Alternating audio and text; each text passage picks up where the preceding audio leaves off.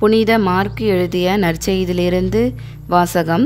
அதிகாரம் 1, இறை வசனங்கள் 40 முதல் 45 முடிய.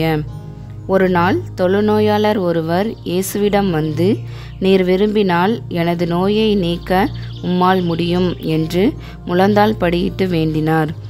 இயேசு அவர் மீது பரிவு கொண்டு தமது கையை நீட்டி அவரை தொட்டு அவரிடம், நான் விரும்புகிறேன், உமது நோய் நீங்குக என்றார். உடனே தொழுநோய் அவரை விட்டு நீங்க அவர் நலமடைந்தார். பிறகு அவரிடம், இதை யாருக்கும் சொல்ல வேண்டாம், கவனமாயிரும். ஆனால் நீர் போய் உம்மை குருவிடம் காட்டி நோய் நீங்கியதற்காக மோசே கட்டளையிட்டுள்ள காணிக்கையை செலுத்தும்.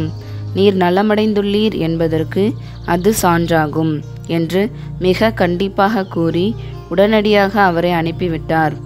ஆனால் அவர் புறப்பட்டு சென்று இந்த செய்தியை எங்கும் அறிவித்து பரப்பி வந்தார். அதனால் இயேசு எந்த நகருக்குள்ளும் வெளிப்படையாய் செல்ல முடியவில்லை. வெளியே தனிமையான இடங்களில் தங்கி வந்தார்.